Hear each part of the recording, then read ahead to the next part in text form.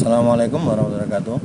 Ya, untuk materi pertama biomedik yaitu tentang biopotensial amplifier. Oke, kita langsung mulai saja. Oke, pokok bahasan kita itu ada pendahuluan, apa itu tentang biopotensial, kemudian nanti akan sedikit saya jelaskan tentang jenis elektroda yang digunakan dalam biomedik, kemudian amplifier, dan yang terakhir nanti akan ada sedikit contoh aplikasi dari simulasi ya. Oke, langsung kita mulai saja. Oke, pendahuluan. Jadi ini itu namanya Luigi Galvani.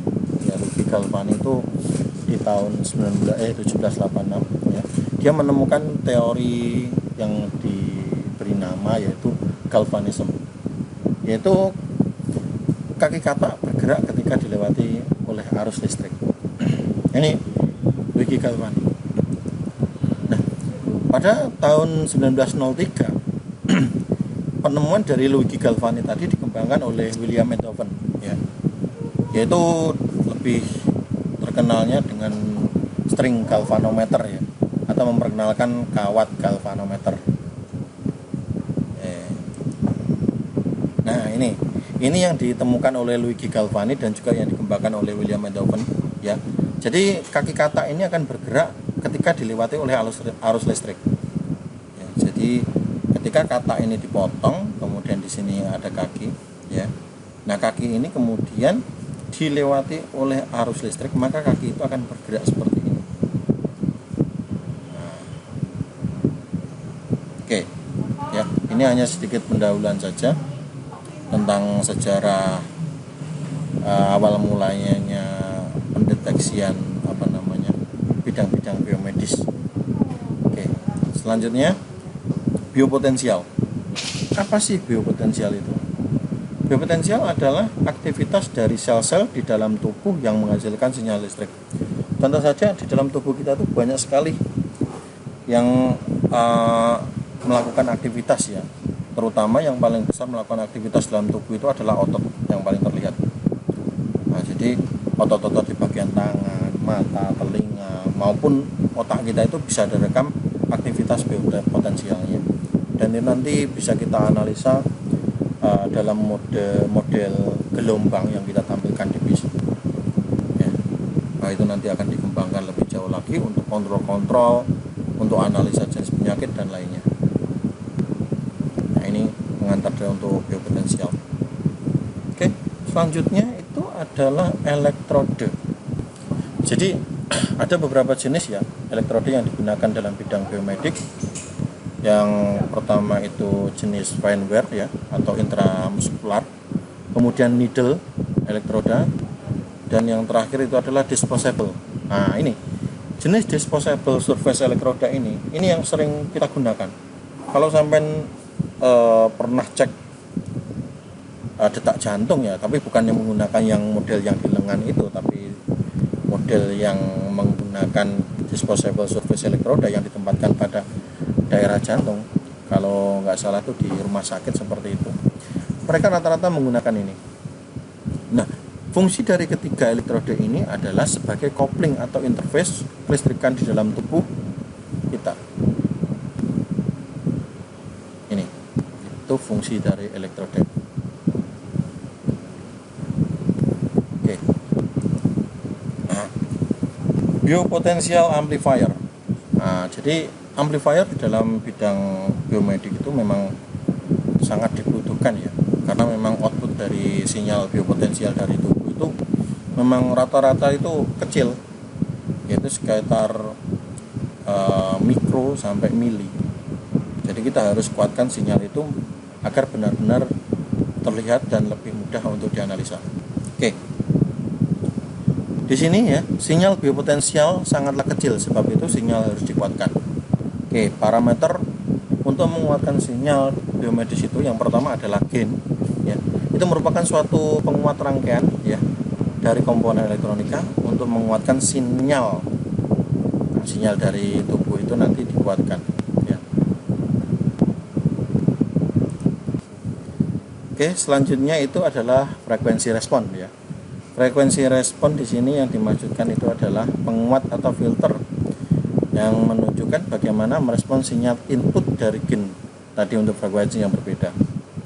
Kemudian ada yang namanya CMRR atau Common Mode Rejection Ratio ya, penguat diferensial, dan op-amp yang diperkuat dengan input diferensial.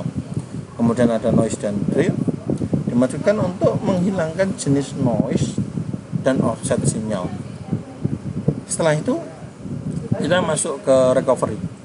Nah, recovery ini dimaksudkan untuk memperbaiki sinyal keluaran yang telah diulas oleh noise dan drift tadi ya.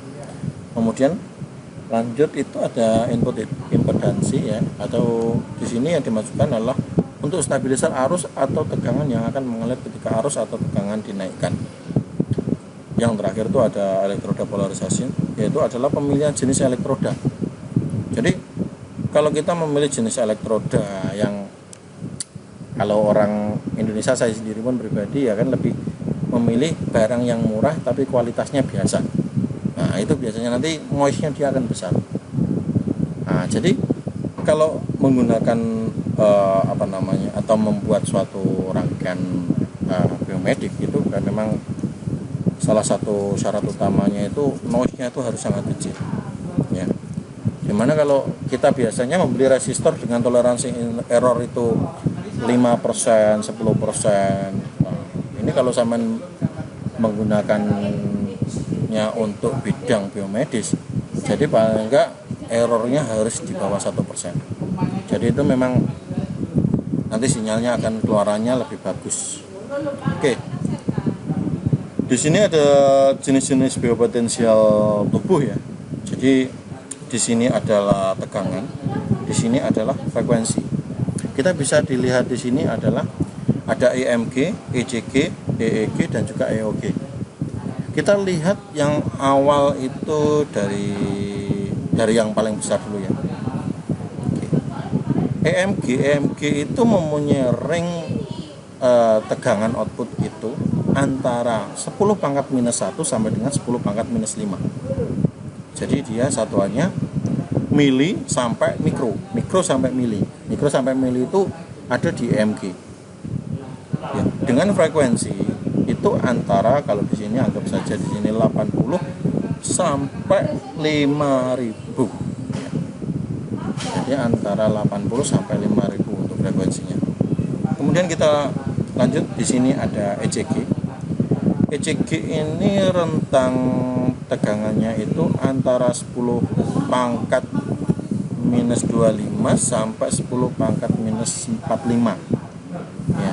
Jadi kalau di sini mili mikro juga ya, kecil.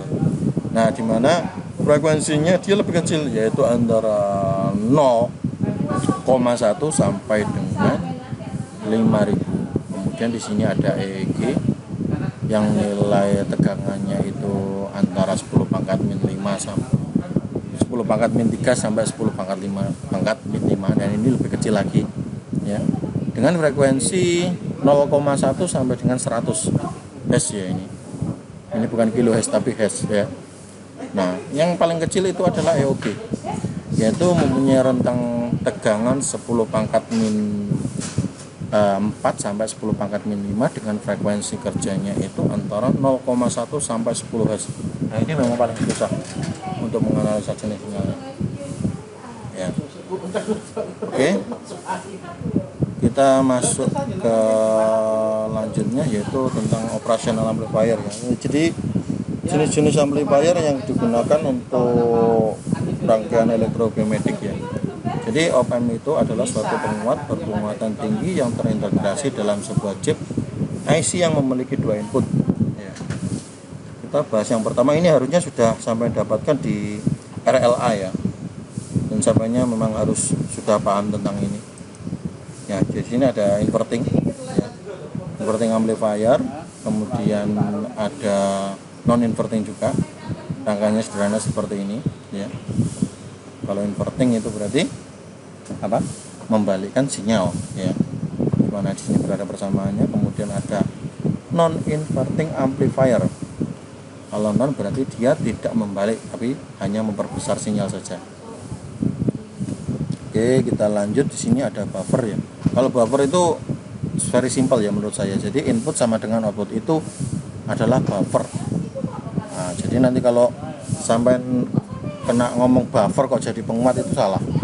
Buffer adalah input sama dengan output ya.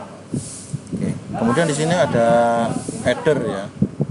Adder di sini. Rangkaiannya seperti ini. Jadi penambahan antara RA, RB dan juga RC.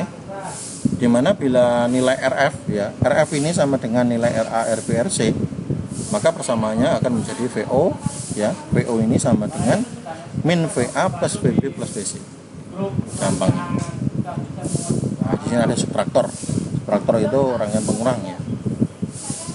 Nah, ini bisa VO sama dengan VB min VA. Gampang ini. Oke, di sini ada komparator. Kalau komparator itu biasa digunakan untuk membandingkan ya. Membandingkan dua sinyal.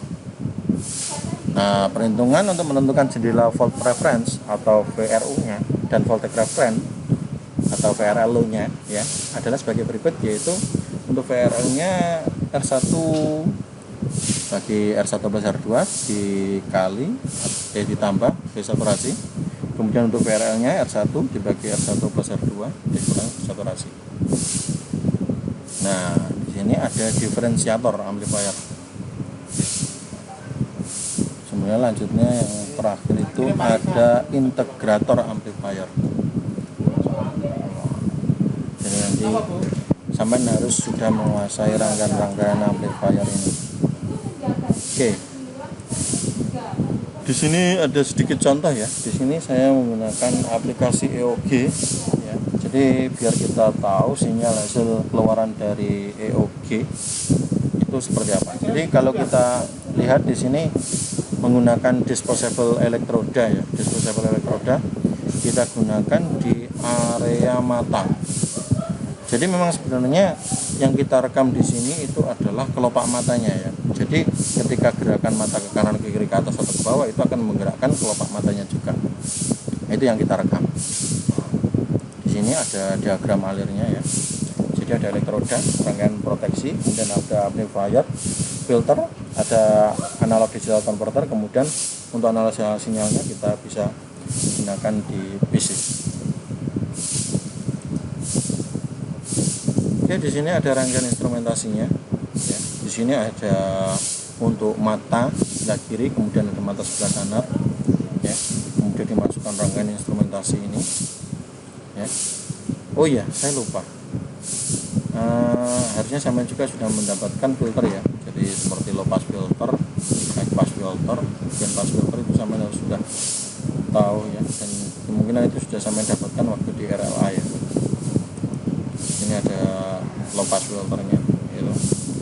Ya, untuk mengetahui frekuensinya, cut off-nya ya, untuk frekuensi cut off-nya untuk filter itu sama dengan FC seper 2 PR akar 2 C1 C2 tekanan C-nya nanti ya. Oke. Hasil dari simulasi tadi itu adalah seperti ini. Nah, bisa dilihat ya.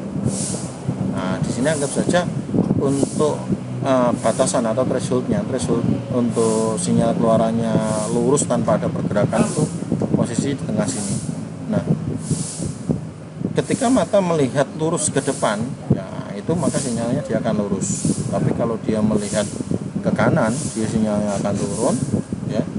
Dan ketika dia melihat ke arah kiri atau melirik ke kiri dia sinyalnya akan naik seperti ini. Nah, nanti kalau sinyalnya sudah seperti ini ya itu akan gampang dianalisa. Nah, nanti bisa saja sampai menggunakan kontrol robot, menggunakan sinyal EOG. Nah, itu nanti bisa menggunakan ini. Jadi ini untuk belok kanan, belok kiri, belok kanan, dan ini untuk lurus.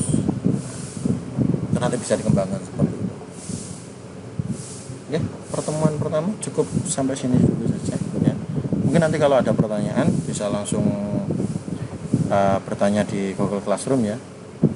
Kalau nanti chat di WA itu hanya yang penting-penting saja, bersifat urgent ya, biar tidak terlalu banyak bahasan yang tidak penting. Oke, terima kasih atas waktunya. Saya akhiri. Wassalamualaikum warahmatullahi wabarakatuh.